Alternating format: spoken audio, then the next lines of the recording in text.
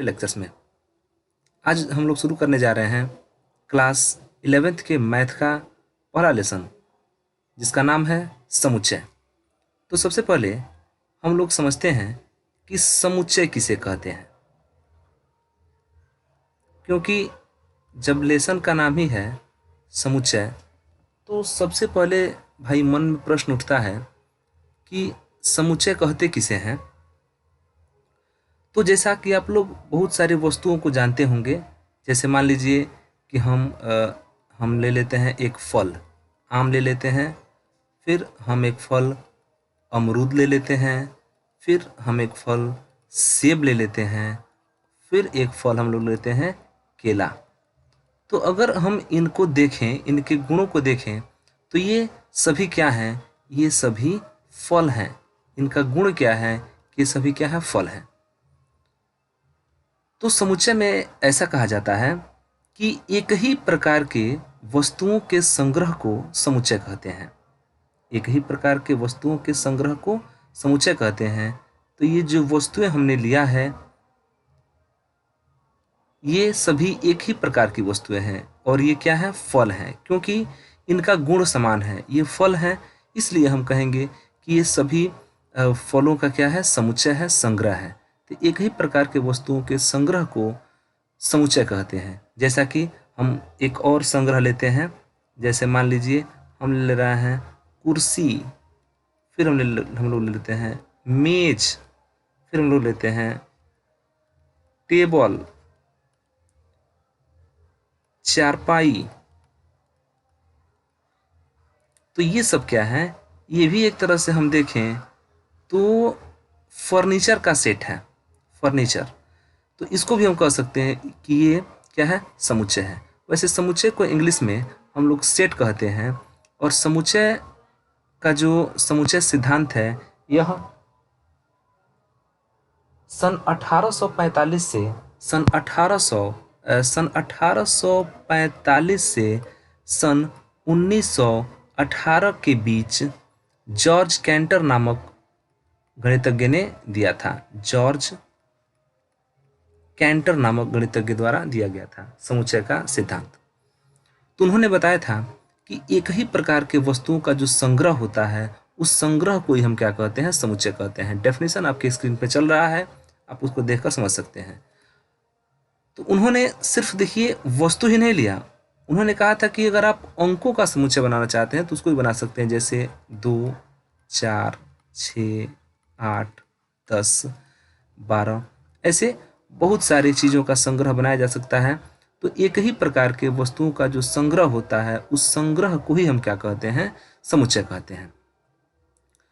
अब हम देखते हैं कि समुच्चय का निरूपण कैसे किया जाता है। तो जैसा कि आप लोग जानते हैं कि कोई भी चीज़ है तो उसको मैथ में अगर हम प्रदर्शित करें तो कुछ ना कुछ उसका एक यूनिक रूप होता है प्रदर्शित करने का। ठीक उसी प्रकार समुच्चय को भी प्रदर्शित करने के लिए हम मझले कोष्ठक का प्रयोग करते हैं। जैसे हम कहें कि हमारे पास 1 से लेकर 5 तक के संख्याओं का समुच्चय है, 1 से लेकर 5 तक की संख्याओं का समुच्चय है, तो इसको मझले कोष्ठक में प्रदर्शित किया जाता है और इस समुच्चय का कुछ नाम दे दिया जाता है, जैसे ए। तो हमेशा समुच्चय को बड़े लेटर, मतलब बड़ा जो ABCD का जो बड़ा अक्षर होता है, कैपिटल लेटर, उसे दिखाते हैं।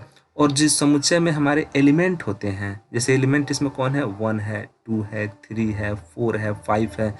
इस संग्रह में, समुच्चय में जो आपके अवयव हैं, एलिमेंट है, वो कौन है? 1 2 3 4 5। तो इनको हम एलिमेंट कहेंगे, सदस्य कहेंगे। इस समुच्चय का क्या है? सदस्य है। और इन सदस्यों को मझले कोष्ठक में लिखकर प्रदर्शित करते हैं। जैसे मान लीजिए एक हम सेट बी ले रहे हैं और हम लिख दे रहे हैं A B C D E। ये भी देखें तो ये अल्फ़ाबेट के, जो अंग्रेजी अल्फ़ाबेट है, उसमें से कुछ अक्षर हैं।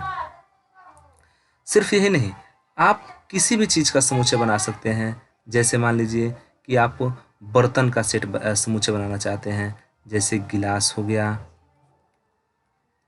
कुकर हो गया, लोटा हो गया।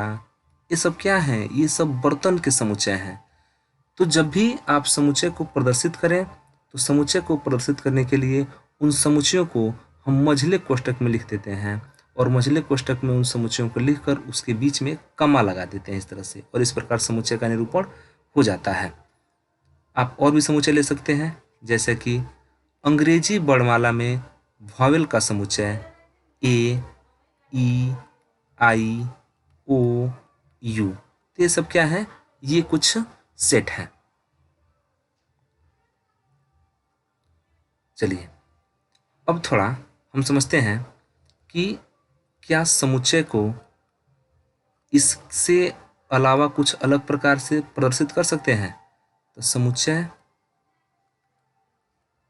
का निरूपण, समुच्चय का निरूपण, देखिए समुच्चय का निरूपण दो तरीके से किया जाता है। एक होता है रोस्टर विधि और दूसरा होता है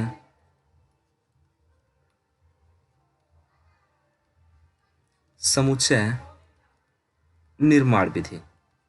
समुच्चय निर्माण विधि, देखिए रोस्टर विधि को हम लोग तालिका विधि भी कहते हैं। रोस्टर विधि को बोलते हैं तालिका विधि, मतलब इसको तालिका विधि भी कह सकते हैं। अब हम एक समुच्चय लेते हैं, जैसे मान लीजिए कि अंग्रेजी वर्णमाला का समुच्चय, अंग्रेजी वर्णमाला का समुच्चय, तो अंग्रेजी वर्णमाला के समुच्चय को रोस्टर विधि मतलब तालिका विधि से लिखने के लिए हम क्या करते हैं कि अंग्रेजी वर्णमाला के जो भी आपके स्वर के मतलब कि वॉवेल के जो सेट हैं, जैसे ए, ई, आई, ओ, you, A, E, I, O, you, इन्हें जब मझले कोष्ठक में लिखकर इनके एलिमेंट को कमा से अलग करके लिख देते हैं तो इसको हम कहते हैं कि ये रोस्टर विधि है। लेकिन इसी को अगर आप समुच्चय निर्माण विधि में लिखते हैं तो समुच्चय निर्माण विधि में उन एलिमेंटों को नहीं लिखा जाता है बल्कि इसके गुण को लिखा जाता है। जैसे जैसे देखिए x such that x, x such that x का मतलब कि हम इन एलिमेंट को हम एक्स से प्रदर्शित कर रहे हैं। इस एलिमेंट को किससे प्रदर्शित कर रहे हैं, एक्स से। जो आपके ये एलिमेंट हैं इनको हम किससे प्रदर्शित कर रहे हैं, एक्स से प्रदर्शित कर रहे हैं। ठीक, तो इन पूरे एलिमेंट को हम एक्स से प्रदर्शित कर रहे हैं और लिख रहे हैं एक्स सच दैट एक्स क्या है, तो ये अंग्रेजी वर्णमाला का स्वर है। अंग्रेजी वर्णमाला का स्वर है, तो ये एक गुण है और इस गुण के द्वारा हम किसी भी सेट को लिख सकते हैं। तो ये जो तरीका है रोस्टर विधि, ये ऊपर वाला हो गया, और ये जो नीचे वाला है ये आपका है समुच्चय निर्माण विधि। सिर्फ यही नहीं, आप इसके अलावा अन्य किसी समुच्चय को भी ले सकते हैं। जैसे हम यहाँ पर ले लिए, जैसे मान लीजिए कि एक समुच्चय हम ले लिए ए, 2, 4, 6, 8, 10, 12, ये देख रहे हैं, ये सम संख्याएं हैं और इन सम संख्याओं को हम मझले कोष्ठक में लिख दिए कॉमा लगाकर, तो ये जो हुआ इसको कहते हैं ये रोस्टर विधि है। लेकिन अगर इसी को अगर समुच्चय निर्माण विधि के रूप में लिखना होगा तो हम लोग लिखेंगे एक्स सच दैट एक्स। ये एक्स सच दैट एक्स का मतलब कि हम पूरे एलिमेंट को प्रदर्शित कर रहे हैं किससे, एक्स से। तो एक्स सच दैट एक्स, तो ये जो एलिमेंट हैं वो बेसिकली है क्या, तो ये एलिमेंट सम संख्या है। तो हम यहाँ पर लिखेंगे कि एक्स सच दैट एक्स क्या है, एक्स सच दैट एक्स क्या है, तो यहाँ पर एक्स सच दैट एक्स सम संख्या है, एक्स सच दैट एक्स एक सम संख्या है। लेकिन इसमें कंडीशन है कि ये सम संख्या जो है 2 से लेकर कहाँ तक है, 12 तक है। तो हम लिखेंगे एक्स सच दैट एक्स एक सम संख्या है जहाँ जहाँ एक्स किससे कम है, तो एक्स कम है जहाँ पर एक्स जो है 0 से अधिक और 12 से लेकर क्या है, कम है। मतलब कि जो एक्स है वो 0 से बड़ा है और 12 या 12 से क्या है, कम है। तो ये आपका हो गया समुच्चय निर्माण विधि। जैसे एक और उदाहरण लेते हैं, जैसे बी एक आपके पास सेट है, जैसे मान लीजिए 1, 2, 3, 4, 5। तो ये जो टेक्निक है लिखने का, मझले कोष्ठक में लिखने का जो तरीका है, अलग अलग एलिमेंट को अलग अलग तरीके से, तो इसको हम लिखते हैं, ये आपका है रोस्टर विधि। ये कौन सा विधि है? रोस्टर विधि। लेकिन इसी को अगर आप समुच्चय निर्माण विधि से लिखेंगे तो ये हो जाएगा, लिखेंगे x सच दैट x एक क्या है, ये प्राकृतिक संख्या है। x सच दैट x एक प्राकृतिक संख्या है जहां x कहाँ तक है, तो x इज लेस देन 6, मतलब कि 6 से कम एक प्राकृतिक संख्या है। x क्या है, तो 6 से कम एक प्राकृतिक संख्या है। तो हम इस तरीके से समुच्चय को प्रदर्शित कर सकते हैं। आप इसका स्क्रीनशॉट ले सकते हैं। तो अब हम शुरू करते हैं इसके अगले पॉइंट को। अब मान लीजिए कि हमारे पास एक और समुच्चय ले लेते हैं P। जैसे मान लीजिए कि हमारे पास P एक समुच्चय है। समुच्चय का हम नाम दे दिए P, और इसमें कुछ एलिमेंट लिख दे रहे हैं। हम लिख दे रहे हैं, मान लीजिए 1 2 3 4 5 6 7 8 9 10 हमने यहाँ पर लिख दिया। अब हम पूछें इसमें कि बताइए कि क्या 5 समुच्चय P का एलिमेंट है? क्या 5 समुच्चय P का एलिमेंट मतलब अवयव है? तो आप कहेंगे देख करके कि जी हाँ बिल्कुल है। जो 5 है, यहाँ पर देखिए जो 5 है इस समुच्चय का एलिमेंट है, तो हम लिखेंगे 5 एलिमेंट ऑफ P। ऐसे लिख दिया जाएगा कि 5 क्या है, इस समुच्चय P का अवयव है। इस अवयव को एप्सिलॉन से दिखाते हैं, सॉरी इस अवयव को दिखाते हैं किससे? एप्सिलॉन से दिखाते हैं। ठीक। अब पूछें कि क्या 15 इस समुच्चय P का अवयव है, एलिमेंट है? तो आप कहेंगे नहीं है। तो नहीं है के लिए ऐसे एप्सिलॉन बना के इसको काट देते हैं, मतलब कि यह इस समुच्चय का अवयव नहीं है। ठीक। इसी तरह अगर मान लीजिए कोई समुच्चय है, जैसे भी कोई समुच्चय है, जैसे मान लीजिए कि A B C D E, ये कोई समुच्चय है, और हम पूछे कि क्या E भी का एलिमेंट है? तो बिल्कुल है, तो ऐसे लिखा जाएगा। हम पूछे कि क्या F भी का एलिमेंट है, मैंने समुच्चय भी का एलिमेंट क्या F है? तो जवाब आएगा नहीं है। तो इसको हम ऐसे एप्सिलॉन बना क्या कर देते हैं, काट देते हैं। तो अगर केवल आप एप्सिलॉन बनाएंगे तो इसका मतलब समुच्चय केवल एप्सिलॉन बनाएंगे तो इसका मतलब कि वो एलिमेंट है, ऐसे काट देंगे तो एलिमेंट नहीं है। तो अब हम आते हैं अपने एक्सरसाइज की तरफ, जो कि हमारा पहला एक्सरसाइज है प्रश्नावली 1.1। तो हम शुरू करने जा रहे हैं प्रश्नावली 1.1। अब देखिए प्रश्नावली 1.1 का जो सबसे पहला क्वेश्चन है, तो सबसे पहले क्वेश्चन में कहा जा रहा है कि निम्नलिखित में से कौन से समुच्चय हैं, उत्तर का औचित्य बताइए। मतलब कि इसमें जो एलिमेंट दिए जा रहे हैं, इसमें समुच्चय कौन कौन है और कौन कौन समुच्चय नहीं है, इसी को बताना है।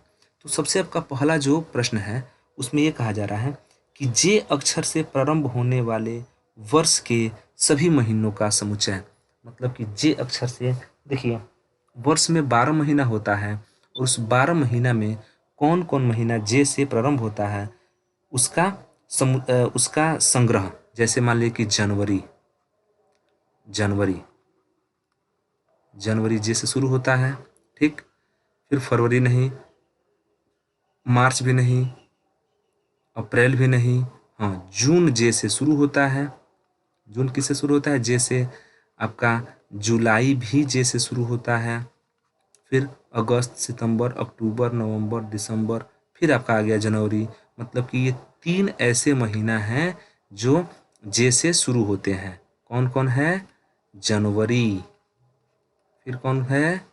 जून, फिर कौन है? जुलाई। तो इनका हम समुच्चय बना सकते हैं, बिल्कुल बना सकते हैं, और इसको दे भी देते हैं नाम क्या, जे। तो इसमें प्रश्न पूछा है कि क्या यह समुच्चय है, तो बिल्कुल जी हाँ उत्तर होगा कि समुच्चय है। इसके बाद इसमें दूसरा प्रश्न पूछा है, इसमें दूसरा प्रश्न पूछा है कि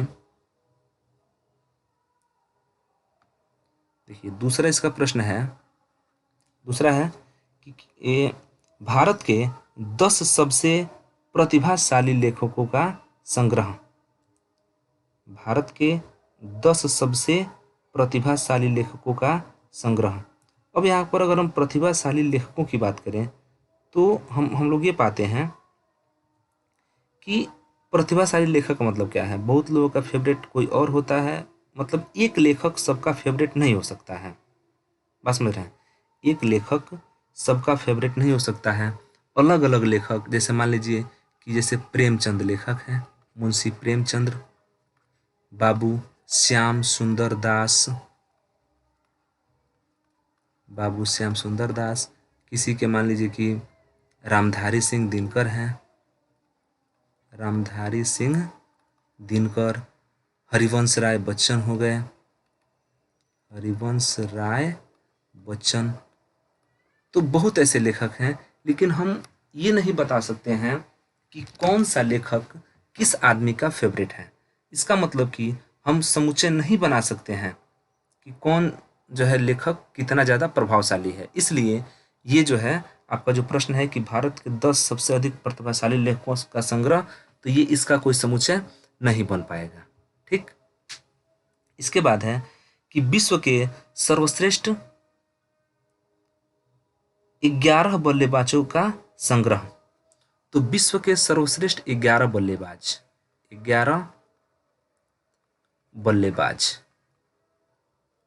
तो विश्व के सर्वश्रेष्ठ 11 बल्लेबाजों का समुच्चय भी एक समुच्चय में नहीं गिना जाएगा, क्योंकि हम ये नहीं बता सकते हैं कि कौन सर्वश्रेष्ठ बल्लेबाज है। क्योंकि आप भले ये कहें कि अंतर्राष्ट्रीय लेवल पर ये जो बल्लेबाज है वो टॉप 10 में है, तो टॉप 20 में है, ये अलग बात है। लेकिन कुछ ऐसे भी प्लेयर हैं जो अंतर्राष्ट्रीय मैच में नहीं खेलते हैं, लेकिन बहुत अच्छे प्लेयर हैं। तो हम यहाँ पर ये नहीं कह सकते हैं कि ये बल्लेबाजों का समुच्चय होगा। इसके बाद से है कि आपकी कक्षा में सभी बालकों का संग्रह। बिल्कुल, तो हम एक क्लास में सभी बालकों का संग्रह आसानी से बना सकते हैं। किसी एक क्लास, जैसे मान लीजिए कि क्लास 11th ही है, तो क्लास 11th के सभी बालकों का संग्रह आसानी से बनाया जा सकता है, मतलब कि ये एक समुच्चय है। इसके बाद से है कि 100 से कम प्राकृतिक संख्याओं का समुच्चय। 100 से कम प्राकृतिक संख्याओं के समुच्चय को बिल्कुल हम लिख सकते हैं 1 2 3 4 कहाँ तक, 99 तक। तो 100 से कम प्राकृतिक संख्याओं का समुच्चय लिखा जा सकता है, मतलब कि यह क्या है, एक समुच्चय है। इसके बाद है कि लेखक प्रेमचंद्र द्वारा लिखित उपन्यासों का समुच्चय, ये भी एक संग्रह है, क्योंकि जो लेखक प्रेमचंद हैं, तो प्रेमचंद ने कुछ गिने चुने ही संग्रह लिखे हैं, गिने चुने ही उपन्यास लिखे हैं, तो इसका समुच्चय बनाया जा सकता है। उसके बाद से कह रहा है कि सभी समपूर्णांकों का समुच्चय, सभी समपूर्णांकों का समुच्चय, तो बिल्कुल सभी समपूर्णांकों का समुच्चय बना सकते हैं। जैसे मान लीजिए कि ई कोई आपका समुच्चय है, ई आपका कोई सेट है, और उसमें समपूर्णांक मतलब कि 2 4 6 8, पीछे जाएंगे तो -2 -4, इसे आगे भी बना सकते हैं और पीछे भी ले जा सकते हैं, मतलब कि इनका संग्रह संभव है। तो यह एक समुच्चय है। फिर कह रहा है कि इस अध्याय में आने वाले प्रश्नों का संग्रह। तो इस अध्याय में आने वाले सभी प्रश्न क्या है, निश्चित हैं, इनकी संख्या निश्चित है, अतः हम कह सकते हैं कि इस अध्याय में आने वाले सभी प्रश्नों का संग्रह संभव है, मतलब कि समुच्चय बना सकते हैं। इसके बाद से है कि विश्व में सबसे खतरनाक जानवरों का संग्रह। तो देखिए विश्व में सभी जानवर जो है अपने आप में खतरनाक है, हम उनका संग्रह नहीं बना सकते हैं, मतलब कि हम नहीं कह सकते हैं कि ये इनका कोई समुच्चय बन पाएगा। तो ये रहा हमारा पहला क्वेश्चन। अब हम देखते हैं अपने दूसरे प्रश्न को। तो हमारा जो दूसरा प्रश्न है वो है, मान लीजिए यहाँ पर दूसरे प्रश्न में क्वेश्चन दिया जा रहा है, स्क्रीन पर चल रहा है क्वेश्चन आपका। दूसरी तरफ क्वेश्चन है, इसमें लिखा है कि मान लीजिए कि a इक्वल टू, मान लीजिए a इक्वल टू, ये आपका दूसरा प्रश्न है। तो a इक्वल टू, ए समुच्चय दे दिया और कह रहे मान लीजिए 1 2 3 4 5 6, ये कितना है 1 2 3 4 5 और 6 भी है। यहाँ पर थोड़ा सा इरेज करना पड़ेगा।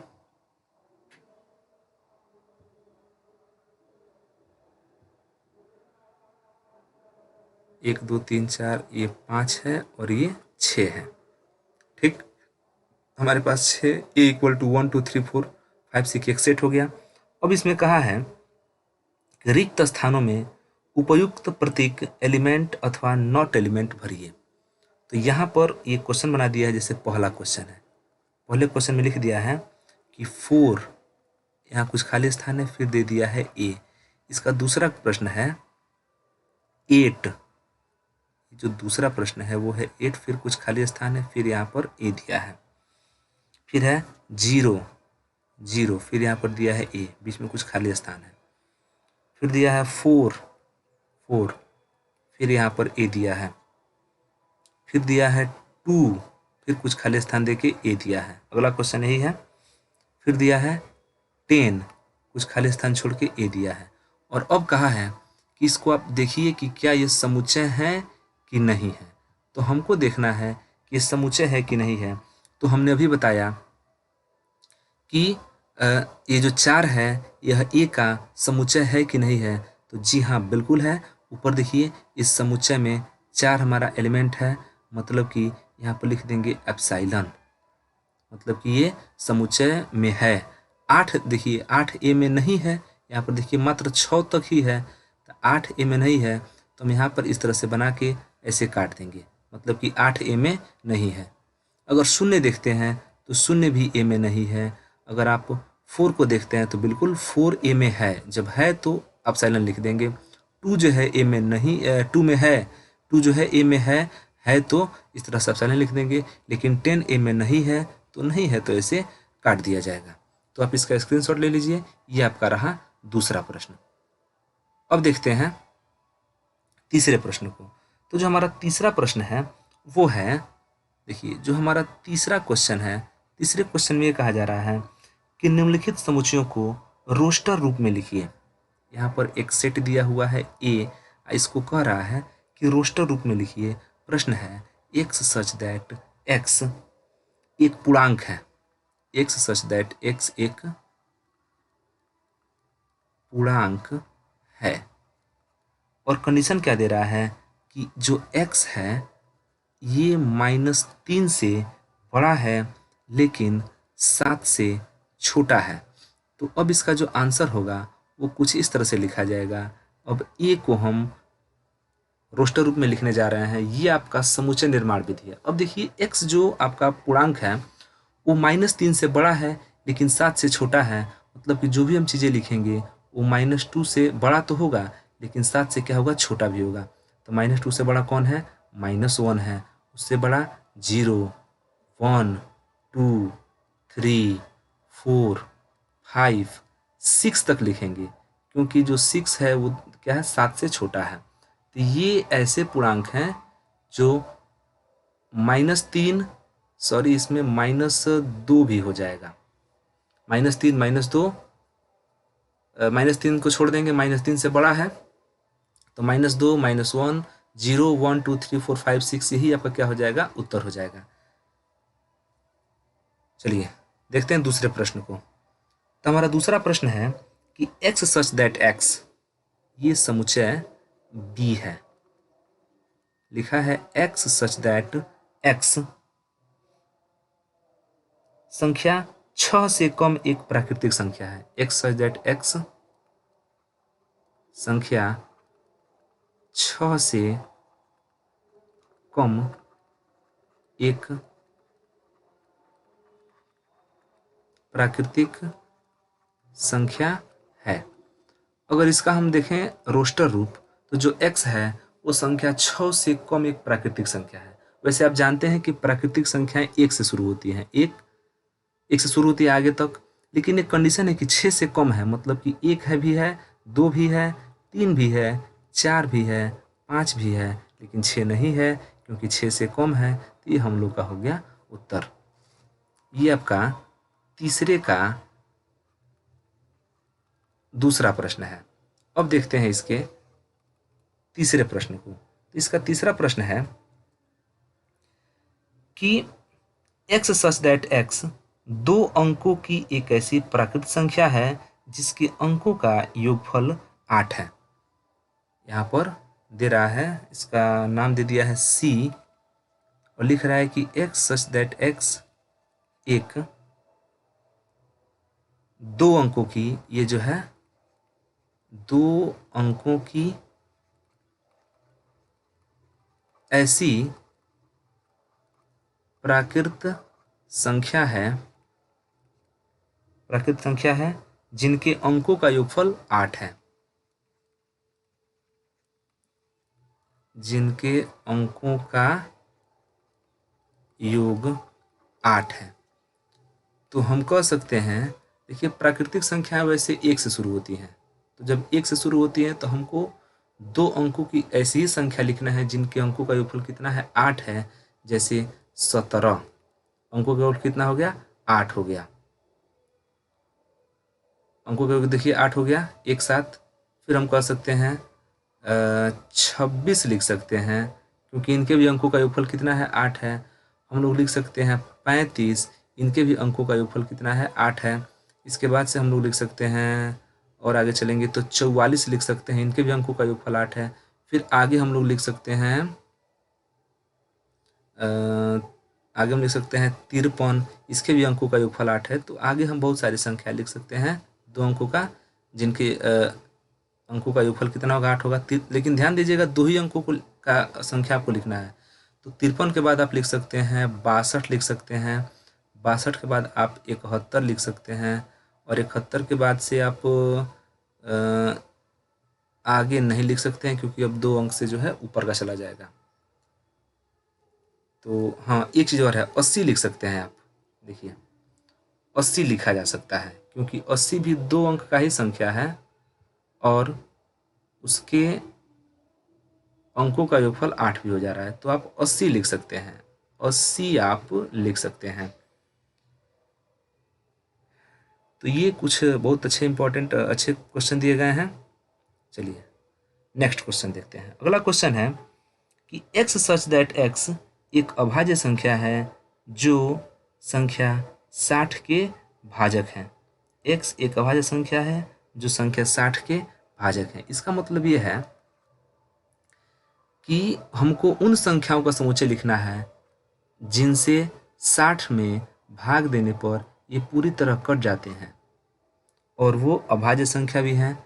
तो सबसे अच्छा है, देखिए इसको डी से दिखाया गया है, इसको हाँ डी से दिखाया गया है।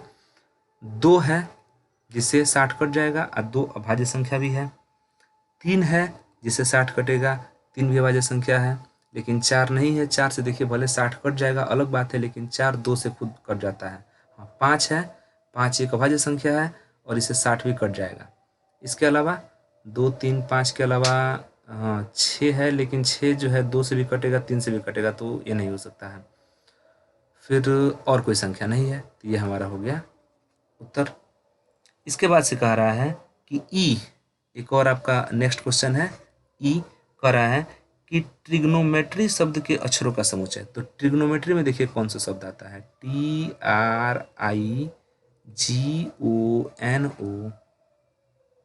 METRY। अब ट्रिग्नोमेट्री में देखिए कौन कौन सा अक्षर आता है। तो ट्रिग्नोमेट्री में देखिए टी आएगा, ध्यान दीजिएगा टी आएगा। तो टी देखिए यहाँ पर 2 बार है, तो हम किसी भी एलिमेंट को 2 बार नहीं लिखते हैं, हम किसी भी एलिमेंट को सिर्फ 1 बार ही लिखते हैं। तो टी हो गया, आर हो गया, आर भी को भी हम एक ही बार लिखेंगे। टी हो गया, आर हो गया, देखिए आई हो गया, जी हो गया, ओ हो गया, एन हो गया, एम हो गया, वाई हो गया। तो ये आपका उत्तर हो गया। मतलब कि देखिए किसी भी एलिमेंट को आप समुच्चय के रूप में जब लिखेंगे तो उसको 2 बार नहीं लिख सकते हैं। ठीक, इसके बाद से है बेटर शब्द के अक्षरों का समुच्चय। तो बेटर शब्द को जो है आप समझ सकते हैं, बेटर का आप लोग खुद लिख सकते हैं। इसके बाद नेक्स्ट में कहा जा रहा है कि निम्नलिखित समुच्चयों को समुच्चय निर्माण विधि में लिखिए। जैसे पहला इसमें है, ये चौथा का पहला है। पहला क्वेश्चन है 3 6 9 12। जैसे मान लीजिए कि ए दे दिया और कह दिया 3 6 9 12, 3 6 9 12, और इसको हमको लिख देना है समुच्चय निर्माण विधि में। तो देखिए इसी को हम लोग समुच्चय निर्माण विधि में कैसे लिखेंगे, बहुत ही सिंपल तरीका है। 3 6 9 12 को हम क्या कर दे रहे हैं कि इसको लिख दे रहे हैं x सच दैट x क्या है, तो x सच दैट x 3 से विभाज्य संख्या है, 3 से विभाज्य संख्या है, तथा ये संख्या कहाँ से कहाँ तक है, तो जो संख्या है वह 2 से बड़ा है लेकिन 13 से छोटा है। 2 से बड़ा है लेकिन 13 से छोटा है, तो 2 से बड़ा और 13 से छोटा कौन कौन आ जाएगा, 3 से कटने वाला, 3 आएगा, 6 आएगा, 9 आएगा और 12 आएगा। तो ऐसे भी आप लिख सकते हैं। इसका अगर दूसरा देखें तो दूसरा है 2 4 8 16 32। 2 4 8 16 32 इसको लिखेंगे अगर समुच्चय निर्माण विधि में। तो देखिए कैसे लिखेंगे,